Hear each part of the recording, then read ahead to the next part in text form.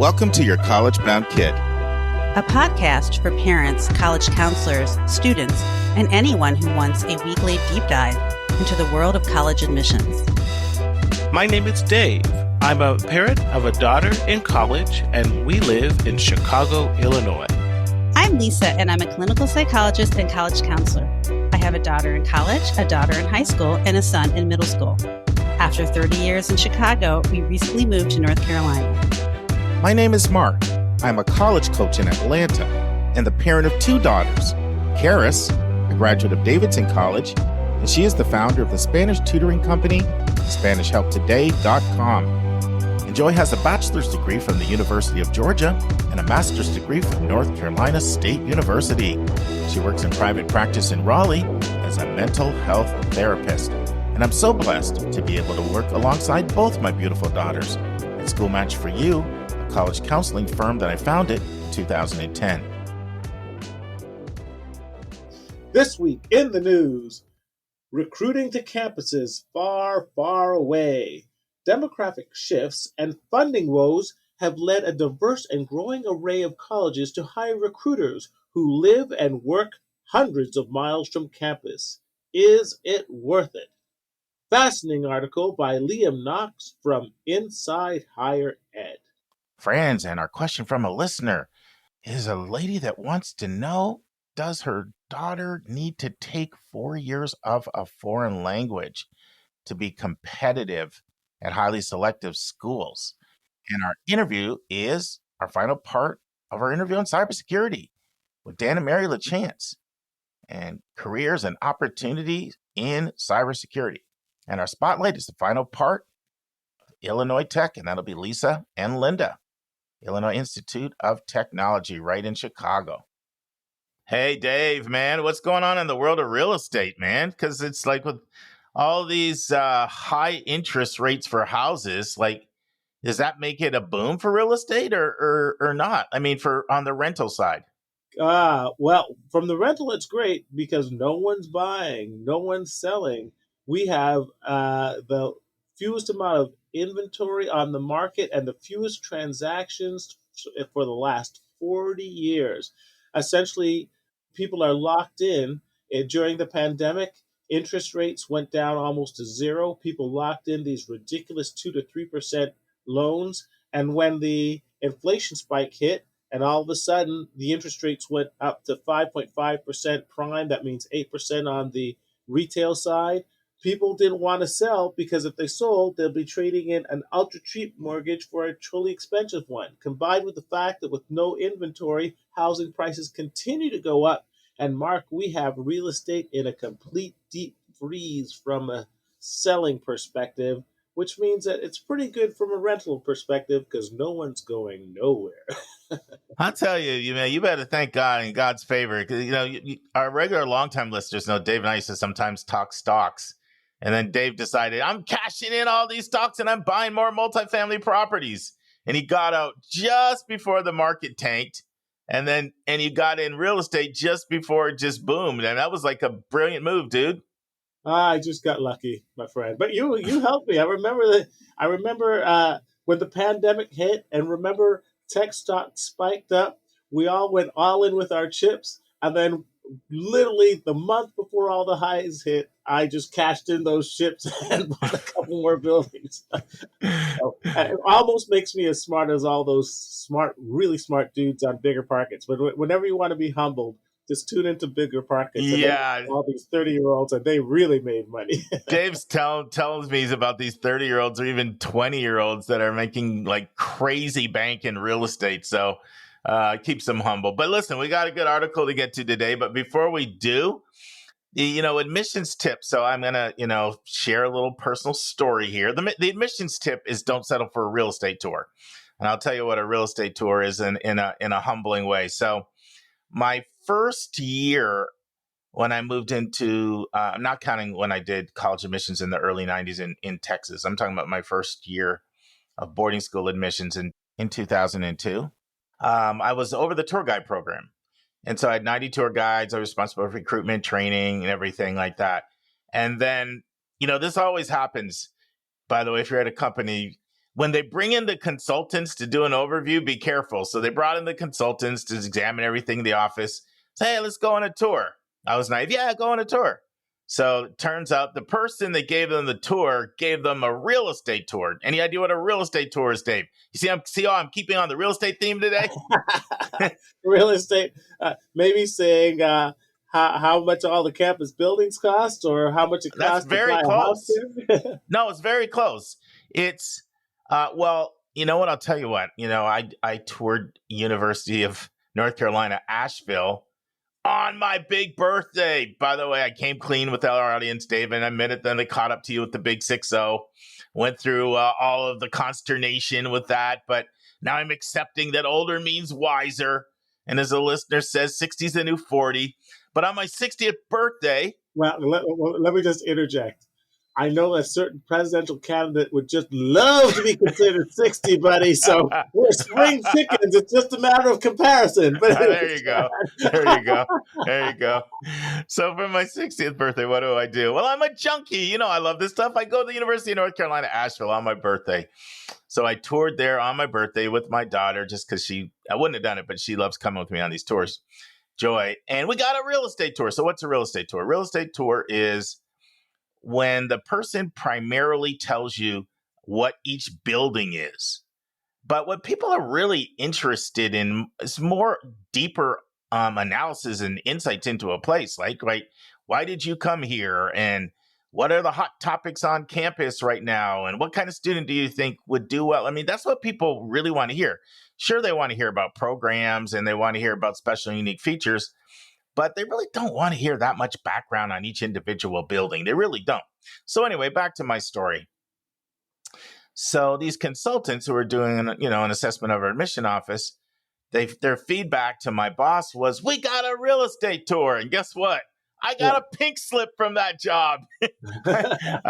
I was told, we're going to go in a different direction next year for who's over the tour guide program. But it was my first foray into that role. I was on to bigger and better things. I actually became the director of recruitment, which I'm only mentioning that because it'll segue nicely into our article. So anyway, so how do you not settle for a real estate tour? You don't get to tell the tour guide what to do. Well, you ask them the questions that you want answered. You don't settle for them just telling you, this is the gym and this is the student center and this is our brand new dorm. You don't settle just for that. You get to the culture behind the school, the programs behind the school, and, the deeper things going on campus. So that's a real estate tour. I got one at the UNC Asheville. In fact, at one point I whispered to Joy, I'm getting a real estate tour. Here when we were touring UNC Asheville. But normally, what I do is I make sure I'm within 6 feet of the tour guide and I ask the questions I want to ask. And so that's how you take control. All right. So that's the tip. And our admissions vernacular, it's the term ILLITS. And ILLITS is a language proficiency test that has become quite popular. Dave, let me take a guess. You've heard of TOEFL, but not ILLITS. Am I correct? That's correct. TOEFL is something English as a second language. Foreign language originally. Yeah, test of English as a foreign language. Well, what's happened is a ton of competitors have emerged, and TOEFL doesn't dominate the market like it did when you and I were going to college. There's a whole bunch of competitors, and that are quoting, gaining market share, or schools will accept one of many different tests for their international students to prove their proficiency. And one of the popular ones that's quite respected is ILLITS. And I should know what it stands for. I know the E in English language is in there somewhere. English language, anyway, you can look it up. But ILLITS is a term you'll hear, particularly related to international students, and especially if they're getting instruction in another language from the country they're coming from. And then they have to prove their English proficiency. Okay, the big number is 4 million, and it relates to the University of North Carolina at Wilmington.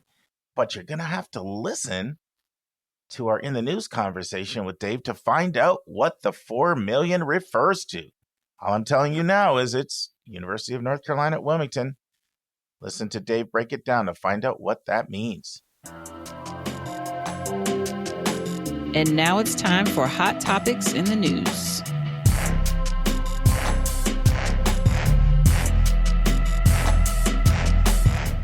So, Dave, I'm really excited about this article. We've got a great article to discuss. Do your excellent overview as always. Sounds great. This article is called Far, Far Away, Recruiting to Campuses Far, Far Away. And the subtitle is Demographic Shifts and Funding Woes Have Led a Diverse and Growing Array of Colleges to Hire Recruiters Who Live and Work Hundreds of Miles from Campus. Is it worth it? The author is Liam Knox of Inside Higher Ed. This article starts off by stating that an increasingly diverse array of institutions are sending counselors far afield to woo applicants, and that much of that growth has followed demographic trends. As college-age populations in the upper Midwest and Northeast have declined, more enrollment-hungry institutions are sending their recruiters to the West Coast and to the Deep South. And now this practice has expanded from not just highly selective private colleges, but it's also expanded to state flagships with funding challenges. And it's ballooned in recent years to include regional public campuses and small, little known private colleges. As Michael Harris, a professor of higher education of Southern Methodist University who studied this, wrote, his quote, historically, this was a tactic used only by the most prestigious universities, but as enrollments got tighter, finances got tighter. State funding started to dry up, and you saw more institutions in the next proverbial tier down, liberal arts colleges, and most notably state flagships start doing it. And this strategy trickled down throughout the higher education sector to the point now where he imagines that most four-year institutions are recruiting far, far away to some degree. So it also says that now, in the wake of the Supreme Court's affirmative action ban, it doesn't hurt that most of the growth that's occurring in college enrollment today is in regions that have high percentages of non-white populations. So it starts off talking about the University of Alabama. It says the University of Alabama was among the first of many of the state's flagships to make a non-resident recruitment push more than a decade ago. And now other publics are starting to catch up. You have the University of Maine, where in Maine, the much feared demographic cliff has already occurred. You have places like the University of Pittsburgh, which for years has faced cuts and underfunding from the Pennsylvania legislature. And you even have places like the University of Colorado at Boulder, where its out-of-state population is only being constrained by state-imposed limits to the colleges of recruiting out of state. In fact, a handful of legislators have worked to limit non-resident recruitment in the name of preserving the space for state residents. The North Carolina, for example, has mandated out-of-state caps for quite some time, particularly affecting the University of North Carolina's system. But the lure of out-of-state residents is so strong right now that this article reported that UNC Wilmington was actually fined $4 million because it actually exceeded the cap despite the restrictions. So the question is, what is driving this need for colleges to recruit abroad? Well, it's what we, you and I, Mark, have talked about for a long time, and that is the increasing problems of enrolling undergraduate students. For example, if you take the University of Alabama, what part of the problem is in Alabama itself, there's just not enough high school graduates. And this was actually a quite stunning statistic for me, Mark. In Alabama, only 54% of graduating high schoolers in the state attended college. And as the article stated, quote, colleges that are really in need of more tuition revenue are finding that regional recruiters pay for themselves very quickly, not only in new students, but also in reduced travel costs for campus counselors. And now, sticking on Alabama, this recruiting of outside the region has extended to University of Alabama, Birmingham. University of Alabama, Birmingham does not have the SEC powerhouse credentials at the University of Alabama, Well, what it does have is a strong undergraduate program for pre-med and lower costs than many schools and generous out-of-state scholarships, which has caused the University of Alabama to go to its next door neighbor in North Carolina and take a lot of its recruitment efforts there. So, looking ahead, the question is, where is this going to go? And this article basically says that there's probably no end in sight, because as we look ahead, we all know that the demographic problems are only going to be exacerbated. And for many colleges, it's the only way to go, especially if you're in regions like the Northeast, which just do not have sufficient in-state populations to support the current tuition or enrollment needs of many colleges. So let me stop there, Mark, and see where you'd like to take this article. First of all, fantastic overview. It was good, really, really, really good. Thanks, Dave. Yeah.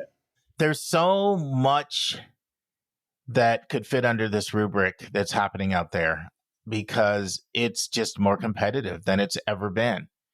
And we've talked a lot about the reasons why. Just to mention a few of them.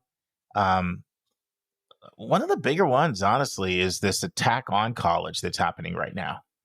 This attack on college, and college is being assailed. The value of college is being questioned. More and more people are just choosing alternatives. And those could be things like certificate programs, badges, and there's employers that are, looking for talent. And so they're dangling some pretty impressive compensation packages out there for people that don't have college degrees. Then you just have the direct jobs like the DoorDashes and the Amazons, and the people paying $22 an hour, sometimes with benefits, can be very appealing, particularly depending on the social class that you're coming from. You may be making more than your father made. Then you also have the rising cost of college that's out there, and we haven't really recovered completely from the bludgeoning that happened during the great financial crisis from 07 to 09, where a lot of people felt like they went to college and didn't end up getting a great job. They're still kind of experiencing the hangover from that. So, you've got that out there in the culture, and many other forces as well. But we've spent several podcasts talking about why college is struggling. Literally 2.5 million less students enrolled in college now than just a few years ago. That's a big number. Huge. And so the pie is shrinking, right? And for the most part, the number of colleges aren't really growing or being reduced. So, people are getting more aggressive. By the way, another thing that's just adding to the competition is kids applying to more colleges too, because all the media attention, and I hope that we're not part of this, but all the media attention is around 50 schools, because that gets clicks, and your job is to sell advertising and get viewers, and you got to produce stories that get clicks. You write about Stanford, you get clicks. You write about Samford and Alabama, nobody reads it, right? So that creates all the frenzy. And then the way people respond to that is, well, I'm not going to apply to 10 schools, I'm going to apply to 20. So that just makes it more and more, difficult. So this is one, and I wanted to start with that because I want to put this in the context of one of many actions that schools are taking to combat the increased competitiveness that they're experiencing. We talked a little bit a few days ago about schools getting, not days ago, maybe a few weeks, maybe months now, schools getting more and more aggressive with early decision and early decision incentives. We just had a student commit to St. Olaf in Minnesota. They waved out a really nice $20,000 a year ED incentive, guaranteed merit money for 4 years. We talked about Denver and their incentives. We talked about High Point and their ED incentives, brand new this year. I mean, 10 programs in grad school are free if you apply ED. Like, these incentives are getting. So this is all part of how schools are responding to the increased competitiveness. And so I wanted to frame it that way. So that's the first thing I want to say. The second thing is, I'm really surprised that it's taken a while for this to happen. So as Dave said in the article, one of the best quotes in the article came from Michael Harris, who's considered somewhat of an expert. He wrote a a paper. He actually co-wrote it on the expansion of non-residential recruitment. It's really worth reading. And Dave mentioned this already, but I'll just say this again briefly. Originally it was your most selective, most well-resourced, most prestigious schools that were utilizing this tactic. But as enrollments got tighter, finances got tighter, state funding dried up. That's when it just trickled down, right? And then the liberal arts colleges, then the state flagships. And now, here's a quote from the article, the strategy trickled down throughout higher ed to the point now where I would imagine most four-year institutions are using it to some degree. But it just really makes sense, Dave, because the thing is, these regionals aren't paid very well. I attended a session at NACAC 2022 in Houston on regionals and what regionals can do. And they had a lot of stats about compensation. And man, it was pretty bleak, Dave, what they were getting paid. You mean the recruiters? Yes. Yes. I mean, I was hearing people with more than a decade of experience making in the 50s. Wow. So, and the reason why I say that is, and I said I was going to come back to this. So I went from getting canned as over the tour guide program to really kind of what was a promotion, really. It was a more responsibility to be over our recruitment, philosophy, strategy, what markets we go to. And I'm really fortunate that I had a boss that let me do all that. But in studying a market, I mean, it just makes so much sense to come in. If you're going to pay somebody $55,000. Now, we realize that's not the full pay because, you throw in benefits and other expenses. You got to cover a lot of this stuff does involve a lot of meeting people at Starbucks and, all the expenses, whatever, for meals and things. Whatever. Let's just call it $90,000 complete package, benefits all in. I mean, most schools can afford to accommodate more students. You know how easy it is to recoup that? When you run a college, like you have a set number of expenses that are just set. Yep. That you're going to have no matter what. Think about your electrical bill and your facilities and your water and all that. And then your compensations, your staff salary, benefits, administrative staff, everybody, faculty. That's set, right? And so your actual cost of adding another person isn't that much in terms of how much it increases your expenses on the expense side. It reminds me a little bit of a golf course. You buy a golf course, you probably dropped some significant coin to get the land. And then you have all the maintenance of the land and the upkeep of the land. But the amount it actually costs you to give somebody green fees to go out and play, it's not that much. Now, that's not a complete one-for-one comparison, right? Of course, you do have other expenses when you do add additional people. It's not quite fair to compare it to green fees.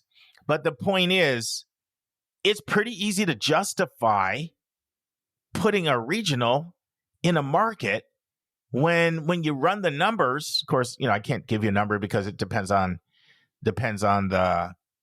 the cost of the school and depends on how much tuition discounting they're doing. But let's just say it's a school that the out-of-state person sticker would be $55,000 would be sticker price. And let's say they get a merit scholarship of $15,000. So they're paying $40,000. Now, when I said sticker, I was cost of attendance, so I'm counting billable and non-billable. So you still have to take out, I included in that things like transportation, books, supplies, spending, miscellaneous. So let's say, you take out, let's say you take out like $8,000 for that. So, I mean, you're getting $32,000 if I did my math right there. Like, I mean, somebody brings in 3 students. They've more than covered their compensation for the year. Absolutely. Like you can't find 3 students. Of course you can if you're any good. So I've wondered for a while, why are people not doing this? It just didn't make sense to me. Also, a lot of times I will interact with regionals in the Atlanta market. and I'll see regionals interact, especially when I was on the school side, on the CBO side, because I was going to a lot more events with students and things then than I do now. I really would see how effective they would be, Dave. They'd come in, they'd do their presentation, and the people that had a regional territory of Atlanta, that just were in Atlanta for 4 or 5 days a year, and then they would go back to Connecticut or to Seattle or to, Cleveland or to Los Angeles, wherever they were from. They kind of could just come in and do a little 30-minute spiel and say, hey, here's my email, follow up. But when the regionals would come, they would say, like, I remember Miami set a regional up here, and actually I met with her their first week. First week she was really getting, so she'd been here for about a month, but she was really just a week on the job. And I met with her, and I arranged for her to do a presentation to a bunch of students. And the same thing happened with UAB. I didn't do all the arranging. I did for a special presentation with UAB. But in both cases, with UAB and Miami, with the regional, after they were done their presentation, what did they say? If you have any additional questions, here's my card, here's my number. I can always meet you at Starbucks. I can meet you at a Panera Bread. And if you want your parents to come out, I can do that, because it's literally your job to just work that market. And I've thought to myself, why is not every school doing this more? Now, I realize schools need to put research in and need to be strategic. But to me, it's so easy, just from a simple ROI standpoint, to justify putting a regional in strategic markets. Yeah, absolutely. And one of the things I like about this article, it's interesting. In the very first line of the article, it really packed a big punch. The first line, it says, demographic shifts, which we've explained, funding woes. We haven't talked we've talked a little bit about the enrollment challenges, but also states, especially states in conservative states, even when they get a surplus, they tend not to give it to education. There's still a hangover, Dave, all the way back to the 70s, when Reagan deemed educational funding as big government. Yep. That still continued to persist, particularly in conservative circles. So in most conservative states, even when there's a surplus in the budget, they tend not to fund higher ed that much. It tends to go to other things, like tax cuts.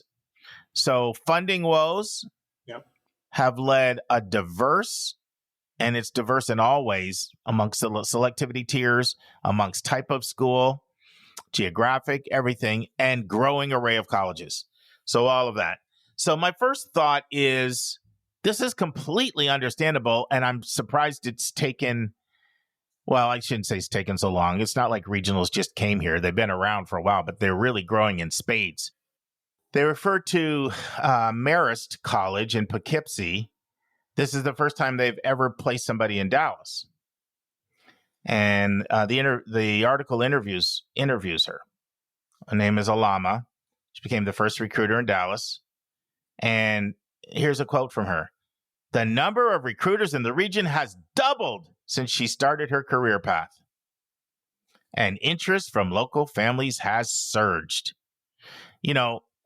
We're going to have Tennessee's VP of Enrollment on the podcast. He's committed. I just need to pick the date and get him on. But, I asked him, well, how did you go from 17,000 applications to 51,000 in 10 years? Most of it out of state.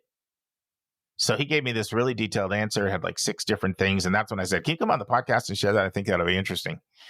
But you know what he said was the number one thing, Dave? Putting strategic regionals in key markets. Yep. And he said the first year, you don't see as much of a return, but year 2, it takes off. And year 3, wow, gangbusters. Yeah. So that's my first thought. I have another thought too, but I don't know if there's anything you want to say. I feel like I've been talking a while. Well, no, I think everything you thought was very important. I'd like to flip it back to the student's perspective. I think it's always important to emphasize to the student. For students and parents, it must seem like the college admissions game is stacked against them. Things are getting tougher. It's impossible to get into the same 50 universities. And I know that the stress level and the uncertainty has never been higher, especially with all the changes with affirmative action and so forth. I think it's important for students and parents to take home this point that they still are in the driver's seat when it comes to choices and getting a great education. Um, the way I look at it is the way someone talked to me in bigger podcasts about real estate. They were saying, "What's a great real estate market?" And they said, "Almost any town that has a Division 1, a state flagship institution that has a Division 1 football program is a great place to buy real estate because the town has everything: diversity, economic growth, great employer base." Well, guess what? As a student, you can look at the same way. Any state flagship institution that has a great football team, or maybe not, is going to provide you anything you need, all the tools, engineering, a diverse amount of programs, maybe an honors program to get you where you want to go. And the reality is, whether you're an A student, a B student, a struggling C student, there are institutions out there that are dying to get your warm body into their seats. So you truly have the choice if you just expand your list of possibilities. I'm just laughing at the warm body line. Well, if you're in Maine, they really want your warm body.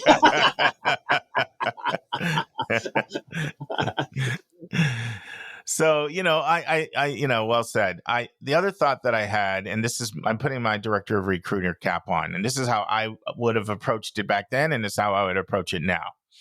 So I was responsible for deciding what markets we went into and how long we stayed in them and what events we attended and looking at the ROI on everything. And so this is how I would think coming at it from a school side. And I'm saying this only because I feel like how I would think when I did the job is the same way schools think now. That's the only reason I'm sharing this with you. The first thing I would say is it a large market?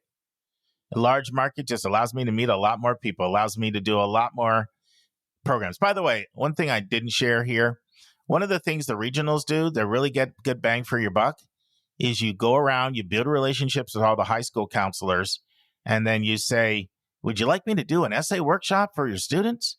Would you like me to do your college night and come in and be a guest?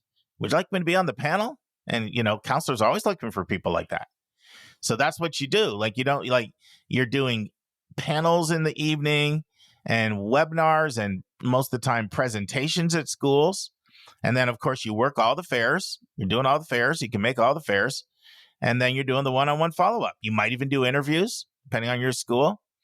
So the first thing I would say is it a large place? Just because I can get to a whole lot more people. The second thing I would say is it growing? And in fact, just in preparation for this, I looked up the 50 fastest growing cities that have large populations, in Orlando and Fort Worth are the two fastest growing cities of over 250,000. So right away, I'd be looking at those markets. I'd be saying, is it large? Is it growing? And then I'm just going to talk about this. I hate to talk about this, but it's just the reality of how things work. You look at the finances of the market as well, because you're looking for people that can pay. Most schools have to look at someone who can pay, or at least at a certain point. It doesn't mean you don't want kids on full financial aid, but the reality is your budget can only allow a certain amount of people on financial aid, or you just can't pay your bills. So you're also looking at the financial stability of the markets as well. So that's the third thing that you're going to look at when you're trying to, evaluate a market. Fourth thing you're going to look at is what kind of competition is already in there. Who's already in there? What's my competition?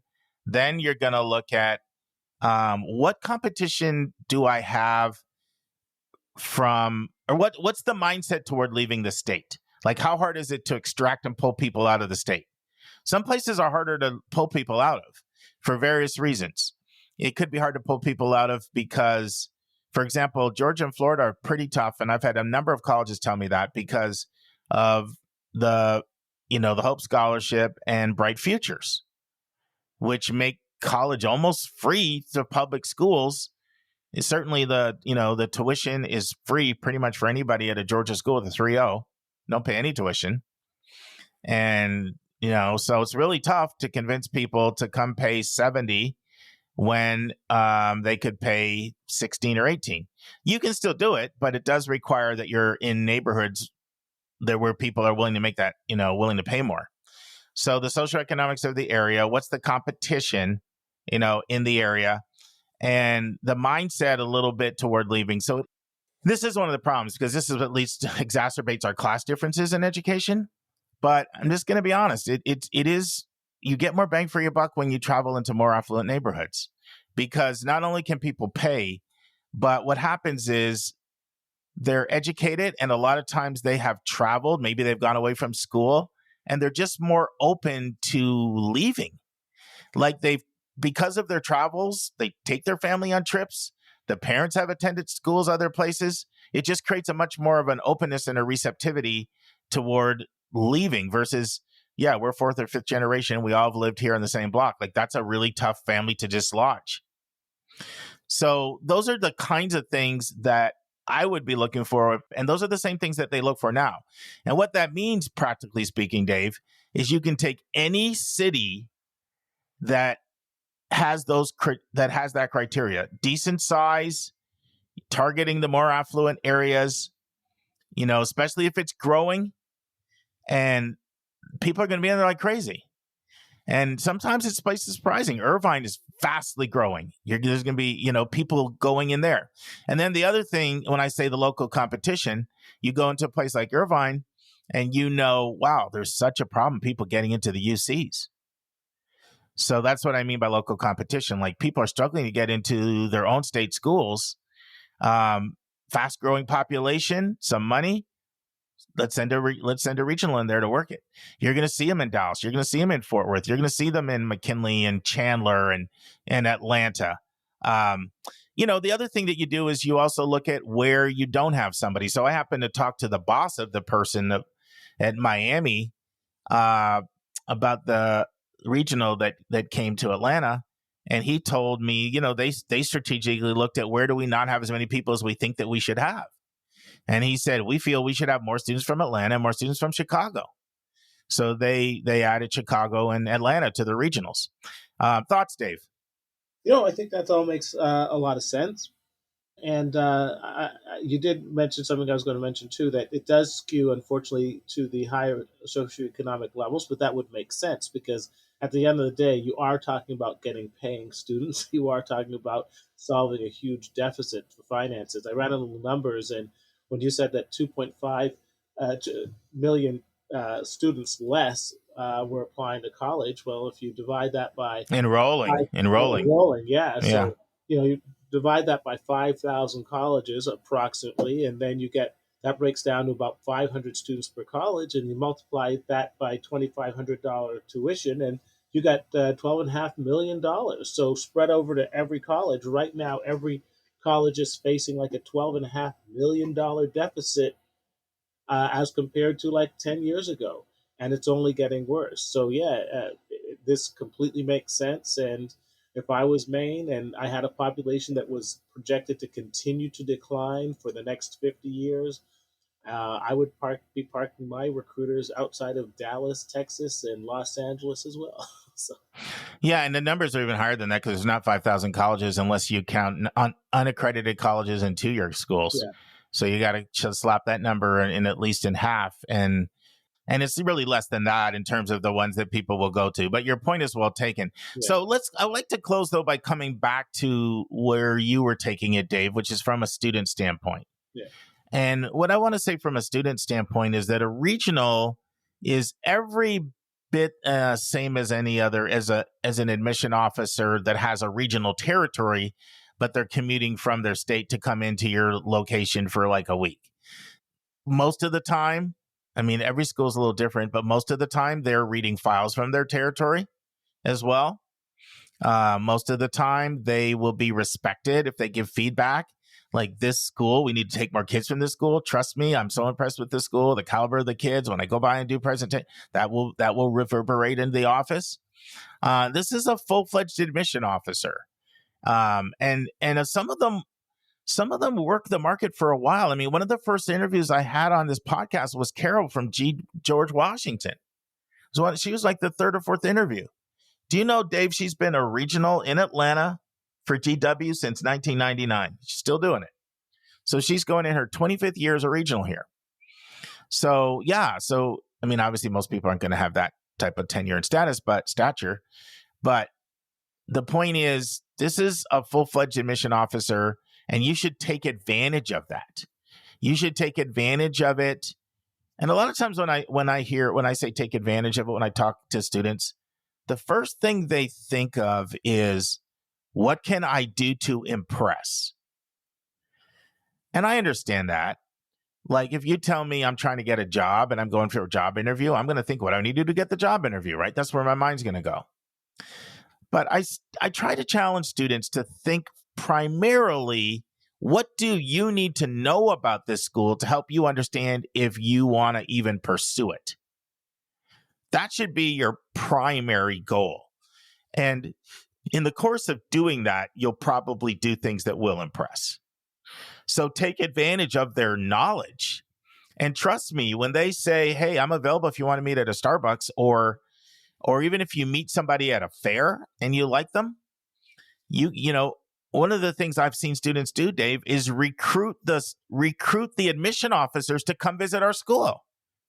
In fact, sometimes when I'm working with a student, if I want an admission officer to come to their school and they don't come that often, you know what I tell them? I say, pull together a few of your friends, send an email to an admission officer and say, you haven't visited our school in a while. I'm extremely interested in your school, and so are some of my friends, and we would love it if you'd come. And if you can get that email out in March, April, well before the recruiting plans are finalized. You know, I had a student do that. Student from Florida did that with SMU recently. Exactly what they did. And then the SMU rep who hadn't planned on visiting the school added it to their territory. So the point is, you can take advantage of these people being right there to understand the school better. They're really an opportunity. But I also want people to know about these trends. All right, that's all I got to say, man. I know it's a chatterbox today. And I know you're tired, dude. You're coming off the graveyard shift.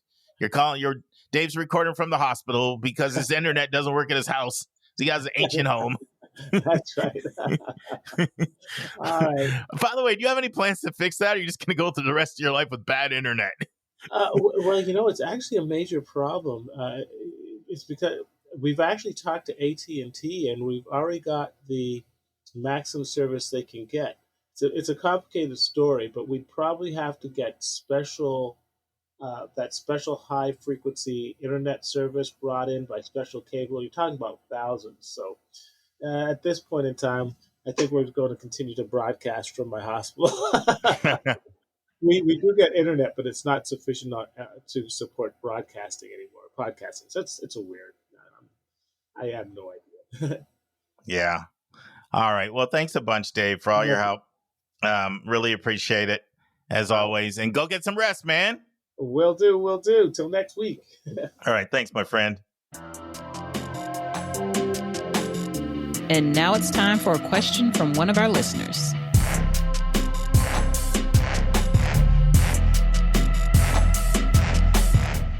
All right, Julia, we got a doozy of a question for you. And this one was hard. I'm like, do I ask Julia? Do I ask Susan? Do I ask Susan? Ask Julia? Like, who's the best one on our team? I was like flipping a coin. Either one of you would have been a great one for this. I had many conversations with Susan about this when we worked together, students not taking, foreign language. So let's play the question. And Julia, go ahead and share your thoughts. Hi, Mark and team. My question is about foreign language. It mostly applies to the most selective colleges, which strongly suggest taking 4 years of foreign language in high school, since, as you say, everything matters with these schools. My student took 2 years of foreign language and got to level 4 of language in their school. Their school does offer a level 5, but this is not spelled out on their school profile. The profile only lists that language is required up to level 3 or for 2 years of high school. My student is a junior and was planning on taking level 5 this year, but language could not fit into their schedule with their other core classes. My student's counselor said this wasn't a problem, since the last spot on their schedule was filled still with an academic class. It worked out that it was a second math class, and my student's focus happens to be in math. My question is threefold. 1, borrowing a phrase from a recent SpeakPipe question, does only doing 2 years of foreign language make my student dead on arrival at the most selective schools? 2, my student really doesn't want to take language in their senior year, since after a year off, they feel like they would not be successful in the class. Should they reconsider? 3, should my student use the additional information section to explain why they didn't take language as a junior, even though it is not clear from the school profile that more language levels are offered at their school? Thanks so much for all you do. The information you provide is so valuable, and it is really enjoyable listening to you all. I think this is such a great question. And thank you so much for calling in with this. And it's a multi-layered question. And I think all of the parts of it are super important. I have to tell you, as being a school-based counselor, and I'm sure this also happens for even non-school-based counselors, this might be one of the most common questions I get when we're doing course planning for a student. So at my high school, we allow any student to come drop in and see us college counselors as they're picking their classes for the next year. And this is also probably the most common question I get with that. So it's a really good one. And I'll try to, all of my answers aren't perfect. It can depend a little bit, but essentially, what I think most selective colleges like to see is going for the all 5 core academic subjects to the highest level possible, right? So my high school is a really good example for this question. My high school requires up to a level 3 of a foreign language. So that could be that you start a foreign language in 9th grade and then you're done with the graduation requirements at the end of your junior year. Or maybe you're very adept at that foreign language and you test into level 5 when you're a first year student, a 9th grader. And then you've already passed the graduation requirement. You've already superseded, the level 3. I like to think of it, though, instead of years in high school rather than the actual level or year of the language. I would say at a minimum, you want at least 3 out of your 4 years in high school to carry a foreign language. And while it doesn't necessarily come down to, no one's ever in the committee room saying like, oh, we've got this Julia Esquivel and we've got this Julia Esquivel, but this one kept with foreign language for senior year. It doesn't really happen like that. But in that spirit is that you, when you're really competing with a lot of other students, you want to show that you've taken sort of the highest level possible at all turns. Now, some things get in the way, like what happened with your student for this listener. And in that case, I do think it is actually important to maybe put that information in the additional information section. My school actually has this problem. So we only allow students to carry 5.5 credits every year. So that means that's basically 5.5 classes. That's it. And you have to have an art class in there or maybe a music class. So at some point, a core academic has to go at some point. And so if it's not your choice that you couldn't continue with your language or you couldn't take it for that year, then I do think it's important to put that in the additional information section. Even if maybe you go to a private school where your college counselor mentions it or it's in the profile. You might be a little safe if the profile does not explain how many years or what level is the highest for the foreign language. But guess what? There might be other students from the school that your student's applying for that might have that level. And so that will signal to the admission officer because they read in what they call school groups. So when I was reading applications, I would read all of Milton Academy at one point. I would read all at Westtown together, right? So I can actually see what other students are taking in that class. So and the other thing is if you're not going to go for a foreign language, then it's probably the least risky of a core academic subject to drop in your senior year. And I think that's the most common colleges see. But in order to maintain an edge at the most sort of selective colleges, I do think that it makes sense for the student to go to the farthest level of a language. Another debate I often have, and I'm curious your thoughts, Mark, are like, what if you did exhaust that language, but maybe you're only in sophomore year of the high school? Sometimes my students are like, well, it feels weird. Like I'm in Chinese 6 as a sophomore. So then what? I take Spanish 1 my junior year and then don't continue with it my senior year. That sometimes I can have a really hard time answering that question because great that you carried a foreign language again, but then sort of what's the commitment after that? And what did you kind of get out of that? And could it signal to a college that you didn't stick with something, you were just kind of filling your schedule, or would they expect you to go all the way to Spanish too? I don't know. That one I have a little trouble with. But I basically, the sort of my hard and fast rule is take the highest level possible when possible in all 5 core subjects. I agree with every single word you said there, and including that last thing, which is that is hard when someone like maxes out the language and they still have a couple years left. The one thing I would say is this is the kind of question that colleges like to answer as well. Mm-hmm. And so when I have a student and I'm working with them early enough, this is a question I'll often have them reach out to schools on their list and ask them that question explicitly. We'll work on crafting it, and then they'll send it off. And that is the kind of question that college, mission officers do like to get. Yep. The other thing I would say is, it's always hard sometimes to interpret when someone says most selective or very selective, because there is a difference between the 50th most selective schools or like 15. Right.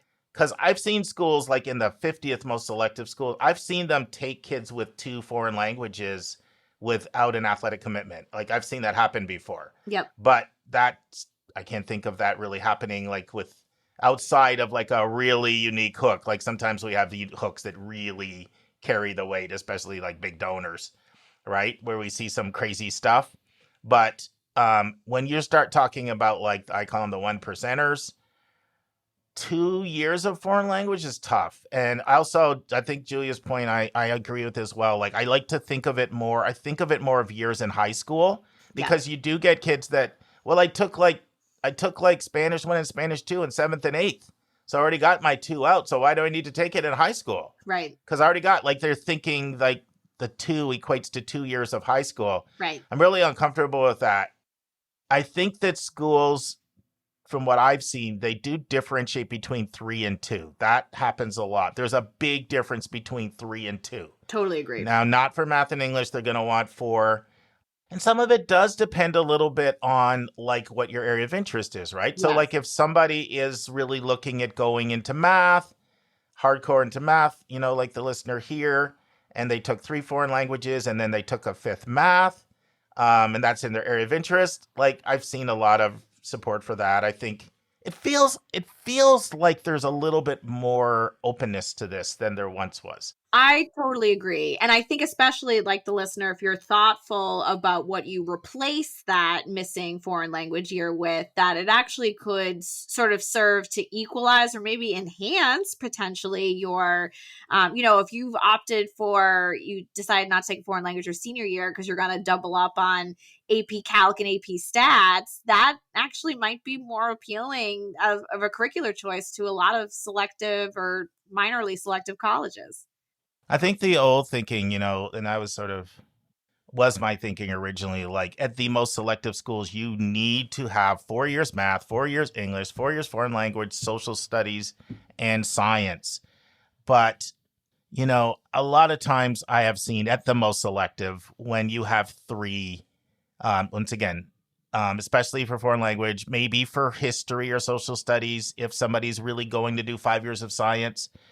I've seen kids like that have a lot of success. In fact, our listeners will find this story really interesting. I'm going to jog Julia's mind here. So some of you may wonder, if you're new, how did you and Julia meet? Well, I've had 5 kids that went to Milton, the school Julia was at, and I did their boarding school placement and their college piece, both. And so Julia and I co-counseled together. And they were all great kids, and that's how I knew like we worked well together. But we had a student just like this. Do you remember, Julia? I don't know if you remember. So we had a student that was really, really strong and competitive in the strongest applicant pools in the country. This is like 5 or 6 years ago, maybe even 7. But they did not want to take that 4th year of foreign language. Yep. And they were like, you know what? If a school's not going to take me for that, then I'll pass on them. Yep. I feel confident about my decision. And Julia and I were talking, and we were like, is that going to be okay? Because, this student is in the hardest schools, the hardest pools in the country to get into.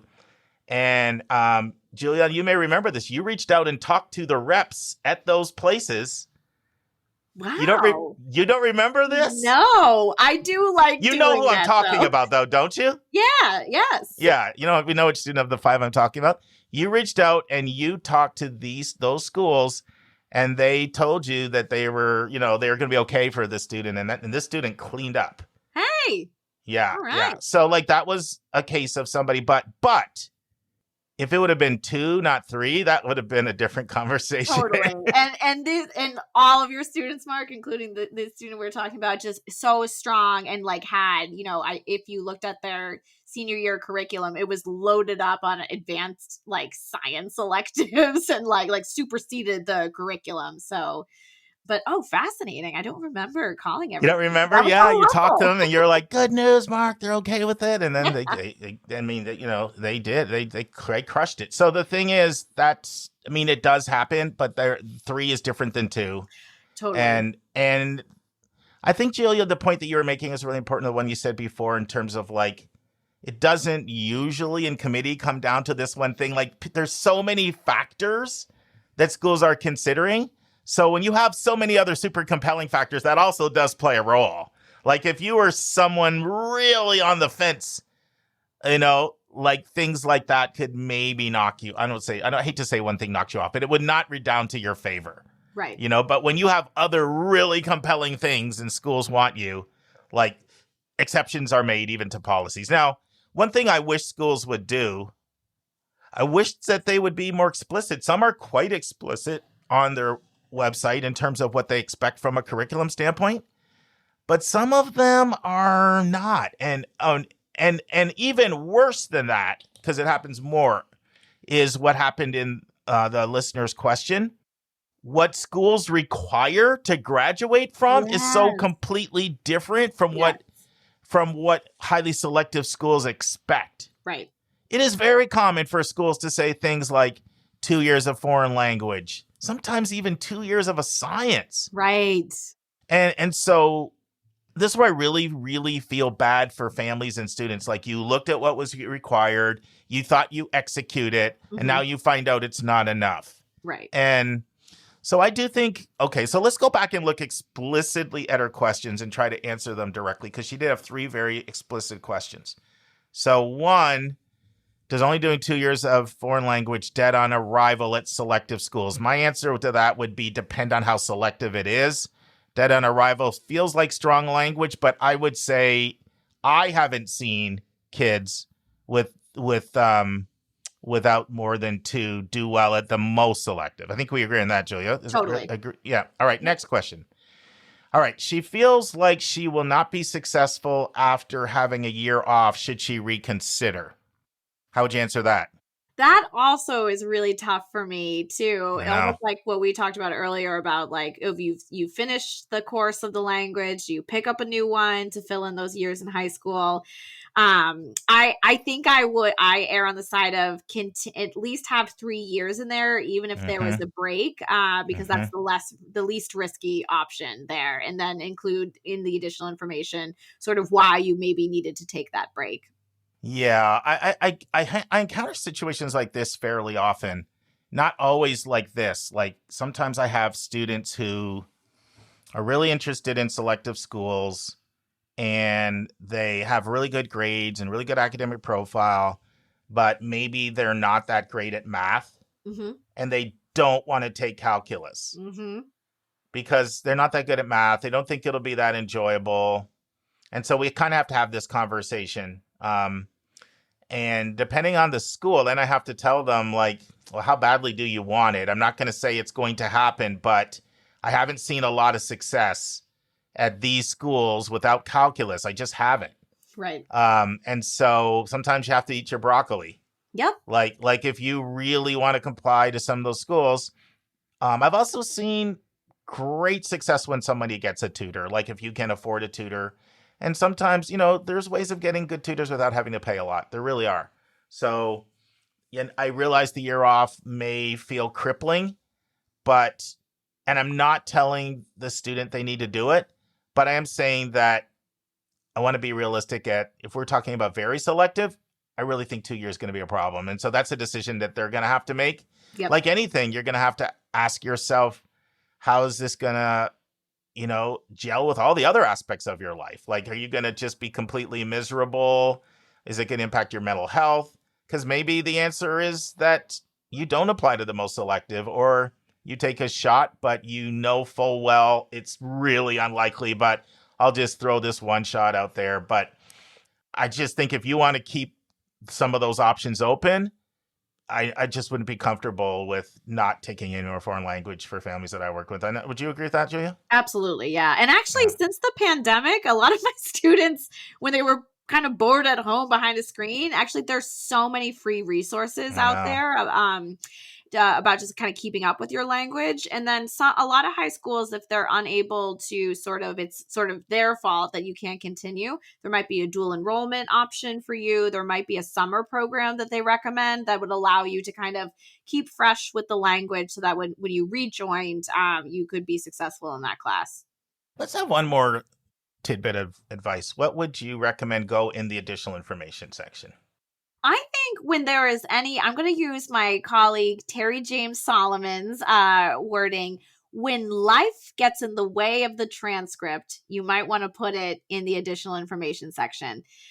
So if there is a sort of a reason that you're not able to sort of have the academic trajectory through no fault of your own that you were hoping for, then I think it makes sense to go into the additional information section. So that might be like due to my school's requirements or due to scheduling conflict, I was unable to take this class. I wouldn't include, let's say you wanted to take AP, calc, but you weren't recommended. Don't do that because So Julia, I was asking more in this case. What would that? Yeah, sorry about that. Like in this case, no, I would agree with Julia. Like for additional information is great for filling in gaps of unanswered questions that could be confusing. Yes. But in this case, what would you recommend? What would that look like if you were coaching her as to what to put? Great. I would say, so basically sort of what you put in the question is really good information, and sort of just the facts is always what I say with the additional information section, so that, when I went to register for my classes, like in order to be able to take X, Y, and Z, I wasn't able to fit into my schedule, my foreign language. Therefore you will see on my transcript, I was unable to take, a foreign language my junior year or whatever year it was. Or even if it's senior year and you're applying, that you're no longer able to continue with the language. But sort of just the facts about the decision you made and why you weren't able to fit in foreign language. So that way it's just very clear to the admission officers that it wasn't a choice on your part to not continue with the language. Yeah, I think it's always important when you reaffirm that you were interested in it. So I would say the same. I would encourage you to explicitly even say what you said in the question about, like, I saw that we only had to take 2 and I thought I had fulfilled. And now it's become evident to me that some schools may want more. Now, I think this could be more compelling if you said that, so I went out and I took this online class, or I got a tutor, like that, showing that sort of tenacity and that perseverance. And then if you ended up taking 3 and your third one, was done that way because you had to, prepare, you'd lost some fluency, there's a potential to show a lot of tenacity and resilience and grit in your answer. And every college admission officer is aware of the fact that it's very, very easy for a student to get duped by their school requirements not being, their high school requirements not being the same as their own school's requirements. They're going to be very, very, very familiar with that. Right. They're going to see that all the time. They're going to be read transcripts, so I feel like that lands on a fairly sympathetic ear, especially if you did something proactively about it. Yes, absolutely. Awesome. Thank you, Julia. Thank you. Thank you, listener. Okay, and don't forget, your free book awaits you. You have a choice. You have Dr. Lewis Newman's book on thinking critically in college. You have Elliot Felix's book about 127 ways to be successful once you get to college. It's your choice. Just shoot me a text at 404-664-4340. Let me know which book you want. They both have overwhelmingly 5-star reviews on Amazon. And both books have come out very recently, 2023 and 2022. And now this week's interview with a special guest.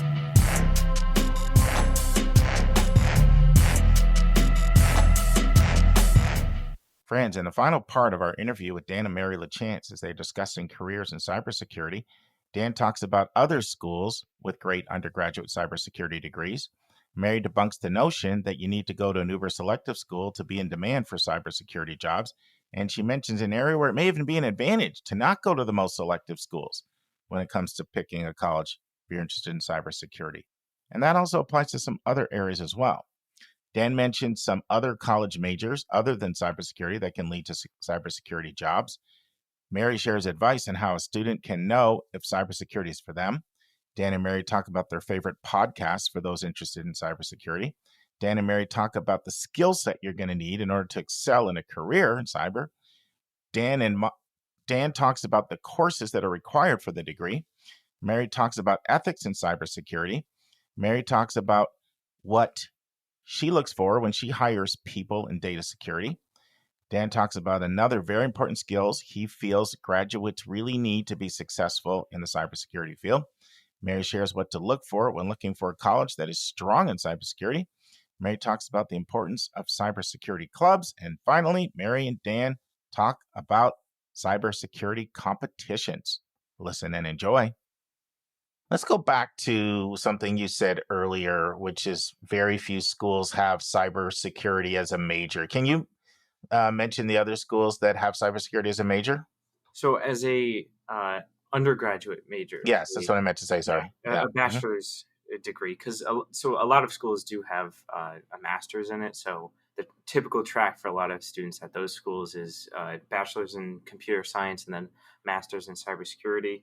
But with a bachelor's and master's in cybersecurity, the schools that I found, Rochester Institute of Technology, then Northeastern, and George Mason has a cybersecurity engineering bachelor's, so most likely very similar. And by the way, George Mason has even a higher admit rate than RIT. Yes. Yeah. Mary, you wanted to say something? Well, the one thing that I would have added too, that I was thinking about when we were talking about the scholarship programs, to be eligible for some of those scholarship programs, you have to go to one of the qualifying universities.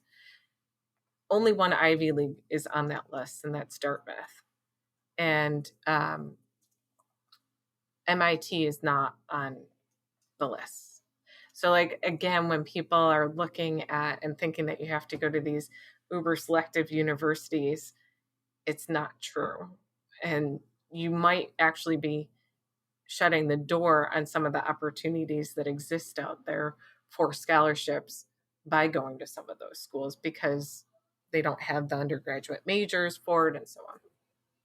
Well, I mean, a lot of listeners will remember had Chris Chilbert on talking about artificial intelligence not too long ago. And I asked him the question, does he find any, particular schools that are standouts for that? And, and he made the point that, it's not about the school, it's about the person. He's hiring more senior level people. But, I talked with him afterward and, he mentioned, I've seen great kids come out of George Mason, out of Temple and other places as well. So once again, I'm trying to help people to understand that sometimes when you look at a school, you want to focus on the strength of the program, particularly if you're somebody who what you want to study.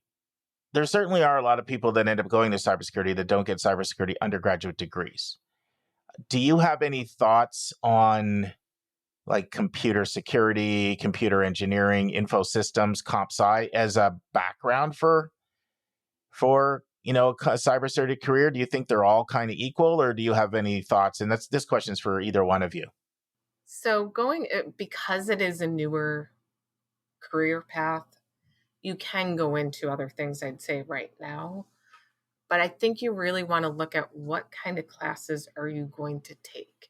So if you're going to look into information systems or computer science, you want to look at what classes would you take in computer science, what electives are you going to have, and you could maybe tailor a computer science degree to hit some of the cybersecurity classes. But a computer science degree is not the same thing as a cybersecurity degree, but you could kind of get there, but it's going to take a little bit more work in looking at what kind of classes you could take as the electives. Do you have any thoughts on ways in which a student who's thinking of cybersecurity, maybe there's a parent listening that's like, you know what, that could be my kid. Any thoughts on ways in which a student can go about discerning if they would actually enjoy the work? Yeah. So there are, as we talked about earlier, Dan did a number of summer programs. So if you just want to get an overview of what is the cybersecurity field like, one of the big ones that's out there, because the government is trying to get people to go into cybersecurity, because you think about national defense, really one of the forefronts of national defense now is cybersecurity. If you've seen it, if you've read some of the articles about what's happening in Ukraine, what the Russians tried to do first was get into their systems to shut down the power grid and shut down cell phone service. So it's imperative for our government to have people going into cybersecurity. Because of that, they've started a program called Gen Cyber. So you can just Google Gen Cyber, and there are summer camps that are completely free across the country where you can go and learn about cybersecurity. So you can just go in there and it will have it listed by state, and you can find the one within your state.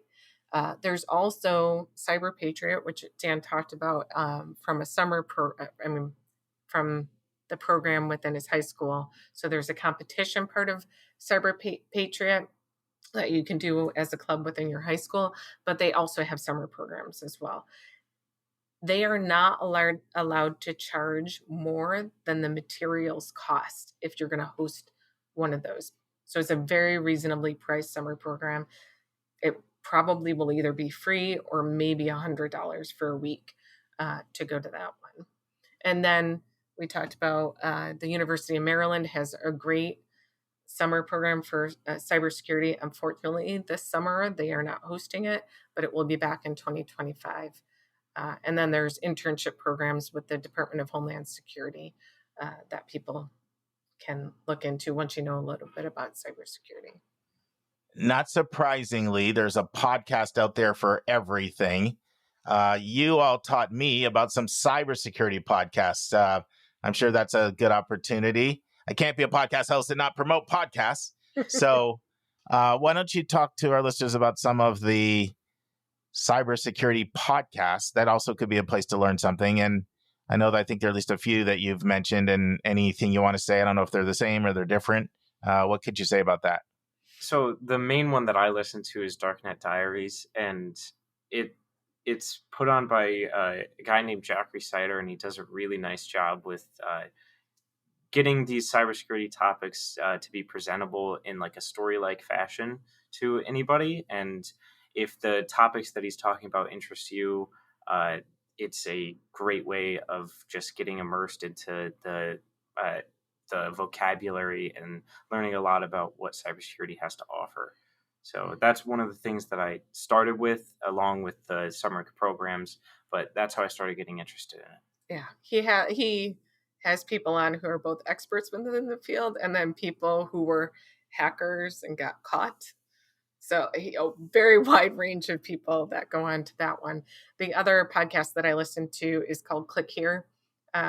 It's a little bit more journalistic, like, as opposed to storytelling. But both of those are really good ones if you want to learn about cybersecurity and the field. That's good. Let's take a break to learn about Mark's recommended resource for the week.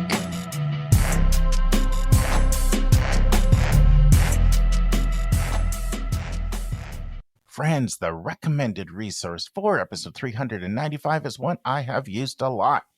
It is the website wyzant.com, which is a really clever name. You think, how's that spelled? Well, it's WYZANT, and in their logo, the WYZ is in white and the ANT is in orange. It's a play off of WISAUNT. Get it? Having a wise ant. So what is it? Well, it is the nation's largest network of tutors. They have over 65,000 tutors in over 300 subjects and over 4 million 5-star reviews. Whew, that's a lot. But I'm familiar with it because I hired a Wyzant tutor. I can't remember if it was Karis or Joy. It was early high school and had a positive experience there. My oldest daughter, Karis, she has a Spanish tutoring business. That's how she pays her bills. And she does it independently through her own website, but she used it on Wyzant. And then my brother Norm, you heard me talk about him on Monday, who was just here with me for a week. His youngest daughter, Kristen, she is a Wyzant tutor. That's her full-time job. And she stayed on the platform. She's completely full. She launched her whole business right on there. She does French and math tutoring. So here's what I love about Wyzant. You can go on and read reviews. You can see different prices because individual tutors go up there. By the way, if you're looking to tutor and you don't know about this, this could be a great place to go to have your little side hustle or launch a business. But as the client or the customer, you get to read reviews, you get to see different prices, you get to see policies. Let's say you're somebody who needs to do in-person tutoring. Well, they'll tell you their policy on that kind of thing. You can look at recommendations and references, and they have a good faith guarantee as well. If you're not satisfied, you can get your money back if you have a bad experience with a tutor in the first session. So tutors can be really good, not only for getting great grades, but just for kids having more confidence. And by the way, they have some really unique areas in here too. Like 300 subjects is a lot. It's not just academic subjects. It's all kinds of different subjects. Check it out. It's wyzant.com, and it's a recommended resource for episode 395. Let's talk about skill set. So what skill set do you feel somebody needs to have to be good at cybersecurity? Like, do you need to be math genius kid, do you feel? You know, you don't really use that much math in cybersecurity. I hear a lot of people in cybersecurity just complaining about math because they're like, oh, this isn't really useful. There's very few things that it's actually useful in cybersecurity. One of them being cryptography. So encrypting data as it's sent through the internet, that type of stuff. That's where cryptography is really used. But a lot of the other things like securing systems, penetration testing, so trying to break into systems, and then like just basic law and compliance, that type of stuff. You don't need you don't need to be a math whiz, and there's really a place for any skill set in cybersecurity. So if you're much more like the English type and you like law, you can go into compliance. If you like programming and that type of stuff, just computer science, you can go into development. And then if you're interested in sharing your interpersonal skills and that type of thing, you can go into the business side and push for legislation and security in a company. Mary, anything you want to add to that? I know when I looked at the course load that he has to take, it wasn't a crazy amount of math. I was a math major in college. So the math that they had to take was really calculus 1, 2, some stats, and discrete math. And that was really about all that was required. Yeah, I have to take 5 math classes and then 2 basic computer science classes, a couple of internet and network security classes, cryptography, which I mentioned, and then a lot of electives. So I can pick and choose what I want to do in my 3rd and 4th years of study. I will say the biggest thing that's required as a cybersecurity major is taking ethics classes. Yes. Mm-hmm. They do require 3 ethics classes, which is fairly intensive if you're not going for a minor in ethics. And the reason being is they're teaching a lot of skills that could be used to do ill. Mm-hmm. And they want to make sure that you're using it for good. So you don't hack the government or something. Absolutely. Exactly. Yes. So what about like research skills or attention to detail? Like, I'm a complete neophyte. This is totally outside my wheelhouse. But when I think of a cybersecurity, you're kind of like a watchdog, right? And so I would think that there might be some research involved and also some attention to detail. Am I off on that? In terms of what I'm really asking is what you think would make somebody really good? Like, let's say in the profession, someone was to rise up. You know, you have two different people, they both get cybersecurity jobs, but one person, their career just takes off. Besides the basic things like they have good people skills and they work hard, you know, like besides that, is there anything that else that would come to mind for either one of you that you think, wow, if you have this skill set, you know, your future is probably promising? Well, I will say working anywhere in tech. I hire a lot of people. When I'm hiring someone, I am looking for people who are always willing to learn. Because the one thing I can tell you with tech, and I guarantee with cybersecurity, is it will always change. The threat actors are always going to be looking for a different way to attack a system. So you have to stay ahead of them. So you constantly have to learn. Cybersecurity is constantly changing, so being able to adapt to that change is definitely a very useful skill set. And I know you mentioned it, but I just wanted to reiterate, so people skills can really set you ahead in that, because a lot of what you're doing, if you're working in like the business aspect of it, is you're lobbying people and you're advocating for cybersecurity in a company, because this comes up a lot in my intro to cybersecurity class. It's the cybersecurity department is viewed as a liability, and just they're sending a bunch of money to in a business, and you really have to explain to like a CEO or something that the cybersecurity department is actually saving the company money because they're protecting them from attacks. And if you look at like MGM Casino, they just got hit with a several $1 million ransomware attack, and I don't think they paid it. Did they pay it? One of MGM didn't pay it. Caesars did. So Caesars was a $15 million ransom. They paid it, so they were down $15 million. And MGM, even though they didn't pay the ransom, the $100 million ransom, which is good, you should never pay the ransom. What they had to do was restore backups, and that eventually lost them several $1 million. Wow. Well, if you're going to lose 15 million and 10 million here, I can see why they're paying paying people well that are going to protect that from happening. It's just a basic business decision. Absolutely. You know? Yeah. So I want to wind down on cybersecurity here, but I do want to ask you a couple questions about RIT. But before we do, is there anything you haven't shared about cybersecurity that you think might be helpful for our listeners to know? Yeah. So when I think about how do you go about finding a college that would be good for cybersecurity, I know Dan listed off a lot. We're on the East Coast, so they were all East Coast schools, and there are many schools in this country that would be good for cybersecurity. Things that you would want to look for. There's the National Centers of Academic Excellence in Cybersecurity. It's NCAE-C, and there's a website. I can give you all the websites on these. If you go and look those up, they list out colleges that either research with cybersecurity or are good at teaching cybersecurity. So you can look at that map to see colleges that the government thinks are good for cybersecurity. You want to look to see, do they have cybersecurity clubs? Because a lot of what you're going to learn within college isn't going to happen in the classroom. It's going to happen when you're talking with the other students that are there. I don't want to forget talking about the military academies.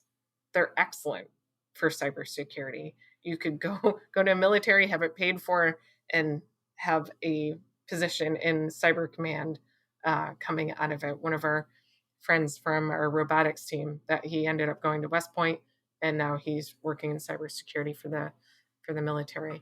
And then look at the colleges that compete in the cybersecurity competitions.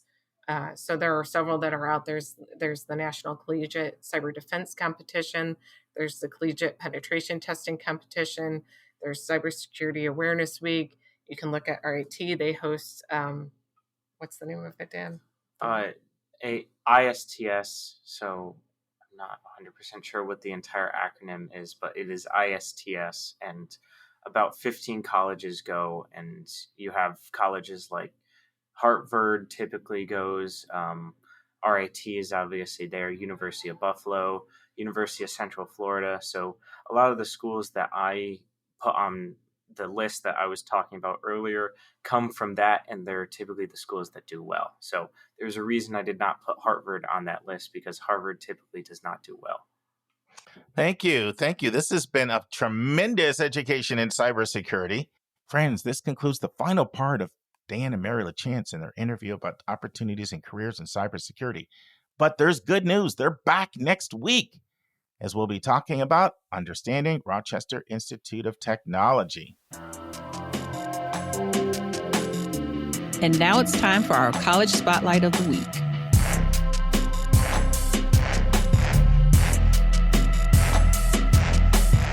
Friends, hopefully you heard the first part of Linda and Lisa talking about Illinois Institute of Technology.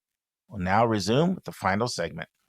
But so if a kid was interested in like science and technology, but also say loved history, would that person be fulfilled there, or would they be better off at a different school? I think that, and I am going to say, I know they have a history minor. I don't recall if they have a history major, but this is a technology institute. I mean, you probably aren't coming here if you want to do research in history or become a history teacher or something like that. This is the place where you want to study things, technology with a side of history. So I can absolutely see having a side of the humanities, but it probably wouldn't be my first choice for a student whose primary interest were the humanities. Okay, gotcha. So one of the things that I like about this school is what I think the cost is going to come out.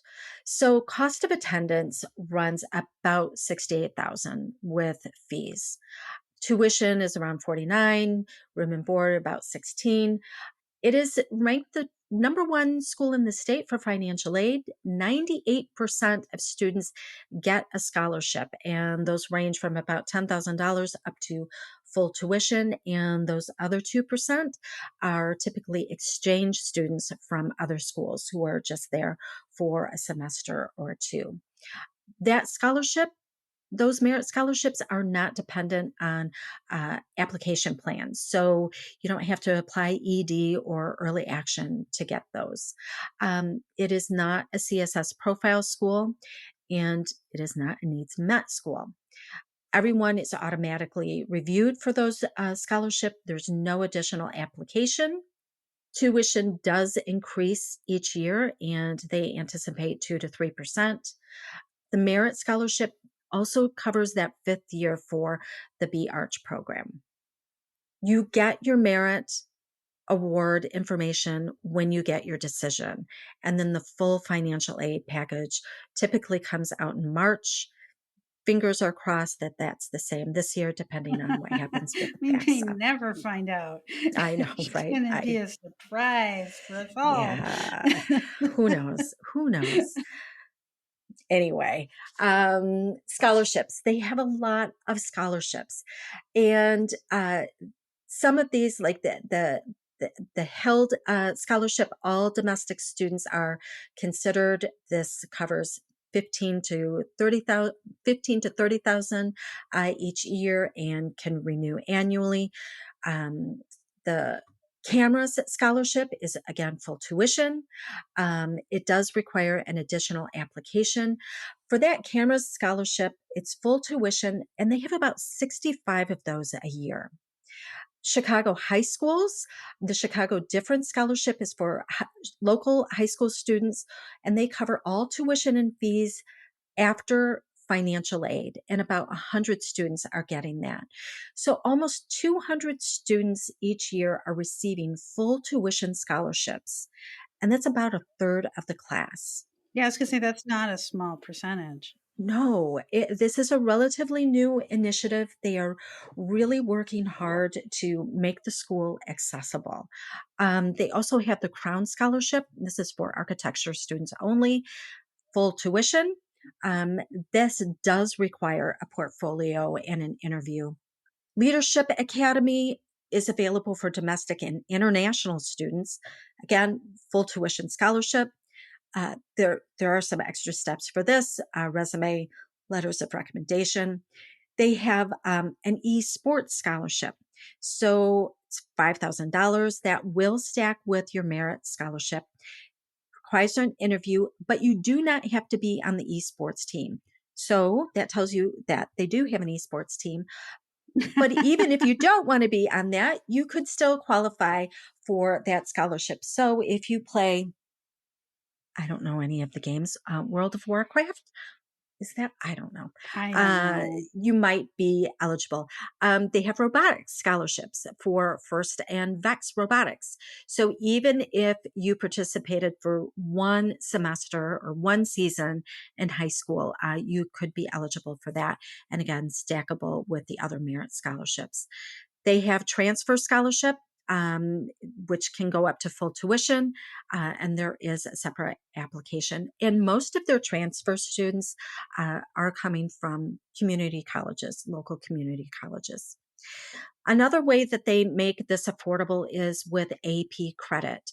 So I did not do check how many AP classes they give credit for, but it's a lot of them. And for several of the classes, they only require a 3. So it's not a school where you have to get a 5.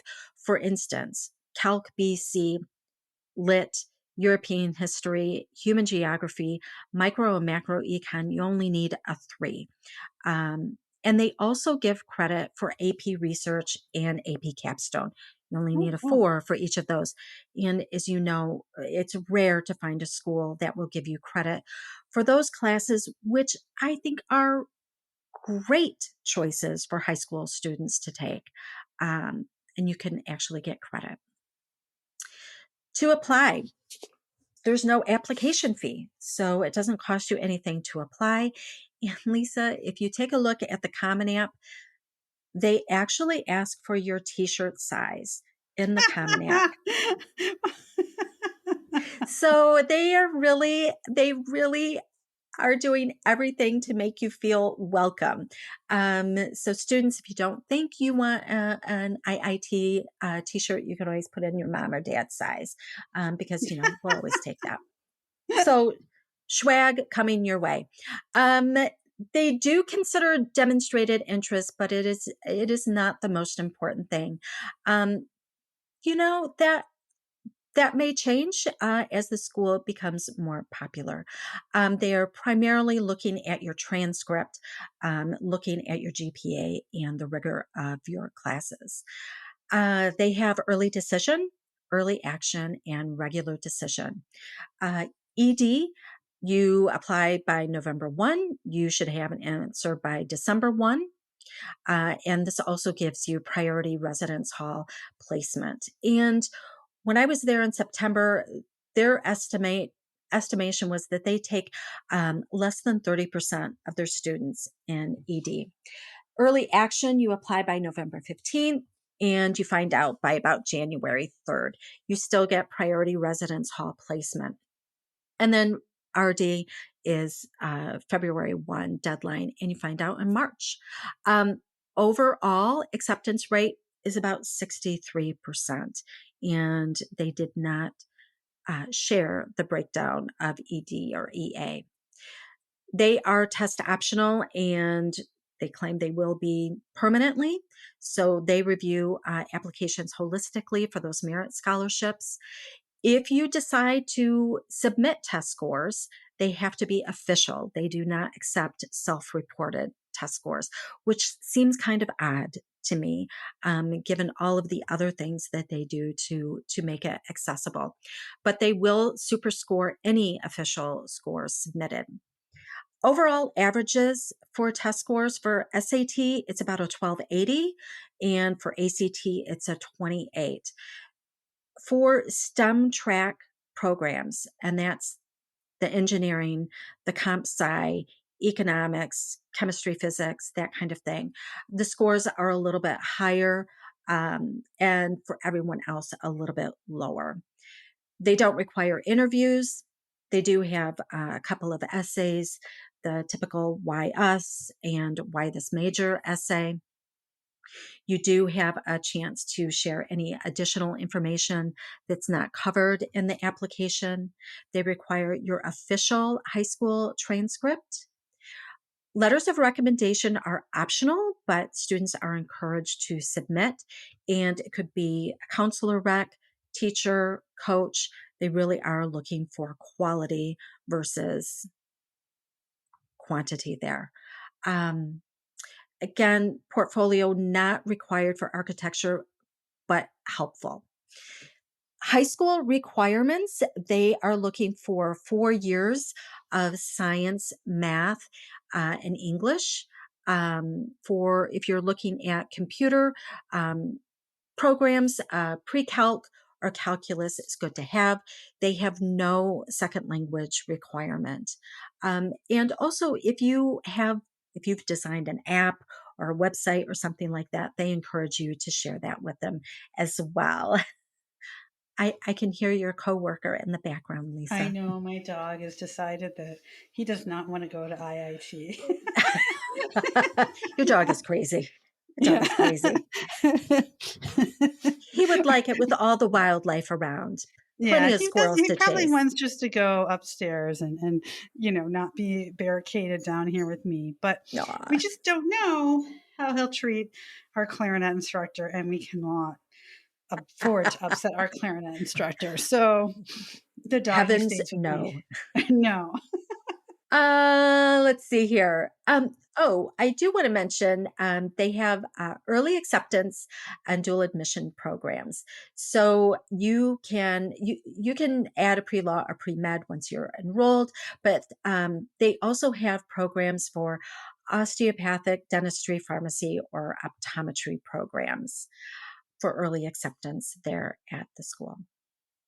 Any questions? Well, I mean, it seems like to me, from everything that you're saying, I mean, this school has a lot of really big benefits. It's an urban campus, right? Which I think is becoming, more and more popular. And, back in the day, I would say that, well, I think like I'll say when my husband was little, the neighborhood was nice.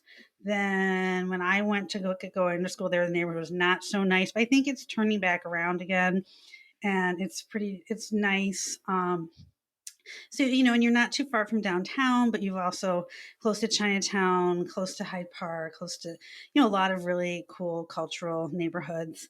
And, it's a place where kids can go and do really innovative science, but they don't have to be the tippy top of their class. I mean, some of these computer science and engineering programs, even at like state flagships, like in Illinois, UIUC, some of that's like 5% admit rate. And this is a great place where kids can go and do cutting edge work and not have to be, so stressed out in high school about all of the grades and extracurriculars. And so I think that's great. I think it's really gonna accelerate talent and innovation by including more people. One of the great things about it, and I always ask the question of students, um, collaborative or competitive? And without a doubt, collaborative. And I believe them. I don't always believe them when they tell me that, but here it's small. It's only 3,000-ish Yeah. students. So, and that's in all of undergrad. So you really have the opportunity to get to know people. You get to work with your professors. You have all of this great technology right there waiting for you. It's not that way on a state flagship campus, where No. you've got thousands of students that you are, I don't want to say competing with, but you're You competing kind of with. are. You're kind of like Mhm. you guys are trying to get limited resources, and that competition's inherent in that. Yeah, it's like kind of like you get like, it's like a liberal arts school, but for technology. Yeah. It's like got the same model, but it's, maybe a little bit different subject matter, but all the things like small class sizes and, really being able to collaborate with professors and students. I mean, that all, again, sparks a tremendous amount of growth. And I just, how you pick up on what it's like when you visit a school. Are they excited to have students there? Are they really, trying to put their best foot forward? Or do they just assume, we know we're going to get the students to come, regardless if we do. I didn't feel that way at IIT. I felt like they were excited to talk to students. They really put their best foot forward, and man, that counts for a lot. It Oh, really does. sometimes I think, if you go to some of the very like sought after institutions, right? Like they don't even have to try. Like they don't even, and so they don't. I mean, they could just care less whether you come visit or you don't. And, until you apply and they might think that you're of use to them, they have really no interest in you as a person or what you might. But like some of the other schools where, maybe the acceptance rate is a little more generous and they're not on the tip of everyone's tongue, they try. They try to get to know their applicants. I just feel like, how does that not translate into at least as good of quality, if not better, of an education? And I just feel like this school, at every turn, from no application fee to asking what is your t-shirt size, because we've got some swag coming your way and we want to make sure that we get it right, to innovative programs. um, they they want students on their campus.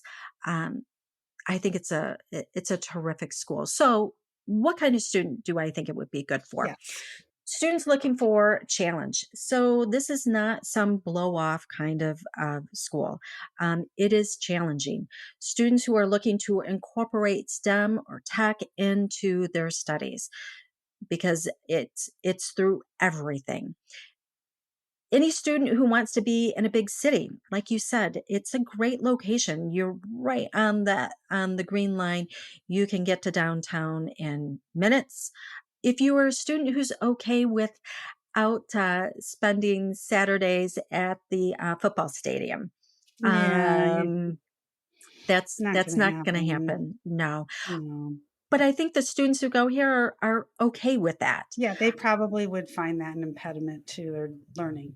Yes. So, Students who don't need Greek life or that kind of thing to build connections. Students seemed really happy and engaged. There was plenty of activity going on in campus.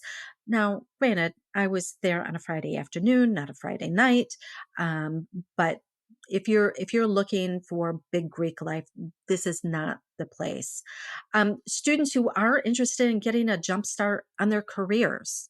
So students here are very interested in what's next. Students who are considering a master's degree, they have a lot of accelerated programs, a lot of 5-year programs. And students who are looking for a good value. I think that you probably won't end up paying sticker price at this right, school. right. Yeah, no. I mean, I guess maybe if you need like 100% needs met and have the capacity, financial situation where that's even a possibility, like then it might not be good for you. But for most middle class Americans who are kind of in the dumbbell of getting a lot of financial aid and like they're so rich it doesn't matter, Right. it could be a really affordable option as well. Yeah, I really, because, when you look at 200 plus full tuition scholarships, Hmm. and so then you're responsible for room and board and the extras, and Hmm. that's before you get your financial aid.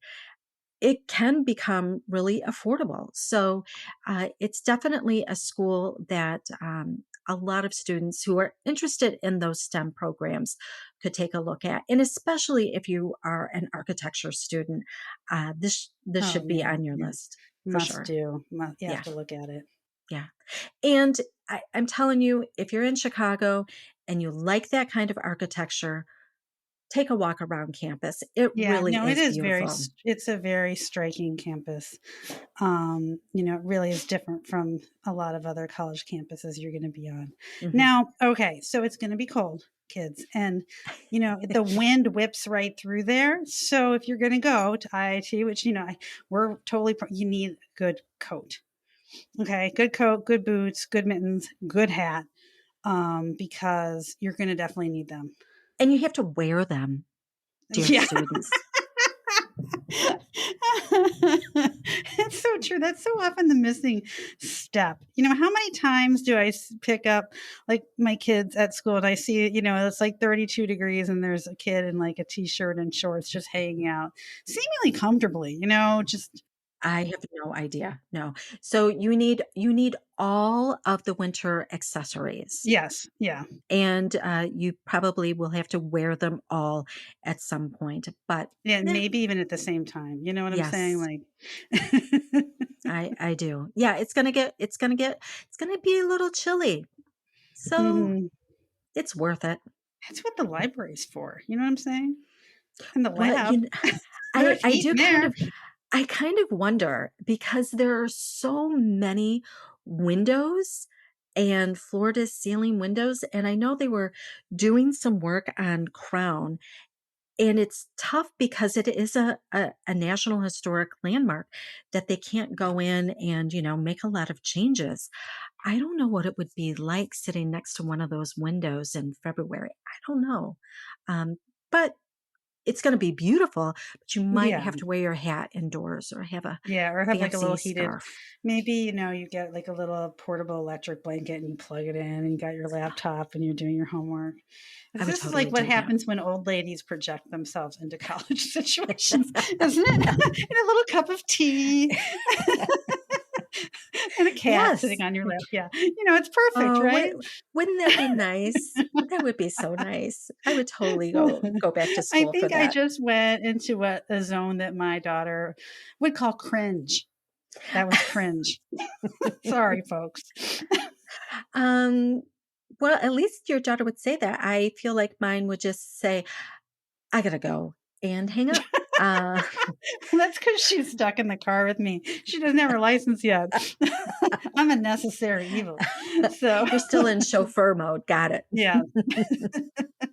That's awesome. Well, thanks so much for telling people about this school, Linda. I mean, I hope you'll agree that this is one of those, gems that fly under the radar, and for the right student could offer a tremendous education with a great social and cultural experience at a good price. All of that. It really is one of those hidden gems. So glad I got a chance to see it in person. And I know it will be showing up in more and more students' lists. Mm-hmm. Absolutely. Thanks, Lisa. I appreciate your thanks, time. Linda. All right. Bye. Friends, on Monday's episode, we're going to have the final part of my interview with Susan. Well, you could call it an interview on. It's just a conversation that we had about all things college admissions. And I'm also going to share a little bit of a new format for Monday, at least for the next 5 or 6 weeks. So you got to tune in on Monday to see that new format we're going to be running with for about 5 weeks. And I close you out with this, friends. College is a match to be made, not a prize to be won. In other words, you're looking for the shoe that fits your own student's foot, not the shoe that fits somebody else's foot. See you on Monday, friends. And that's our show. A big thank you to you, our listeners, for tuning in this week. If you find this podcast helpful, please follow us and you'll get every single episode as soon as it is released. If you're interested, there are a few ways you can really support our podcast. You can click the share button and send it to your friends and acquaintances. You can help us pay our staff and our expenses by donating on our website. You can write a review for us on Apple or Spotify.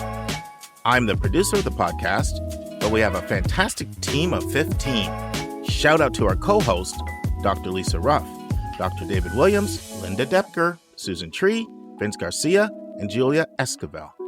And to our substitute co-host, Sylvia Borgo. Our sensational sound engineer is Nemanja Motvich. Our amazing music is from Victor Allen Weeks. Marketing designs are from Kimberly Blass. Lily Parikh manages our Instagram. Our image editor is Talha Khan.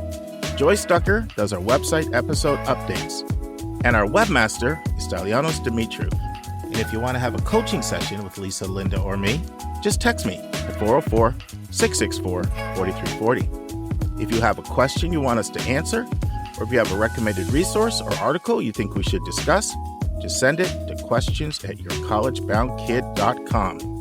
Our favorite method is for you to record your own voice at speakpipe.com/YCBK. By the way, check out our website, where you'll find lots of content that is not on any podcast app. Our website is yourcollegeboundkid.com. If you want to learn about other hot admissions topics, follow us on Twitter at YCBK Podcasts. We think of you as our listening family, and we look forward to meeting again with you every single Monday and Thursday.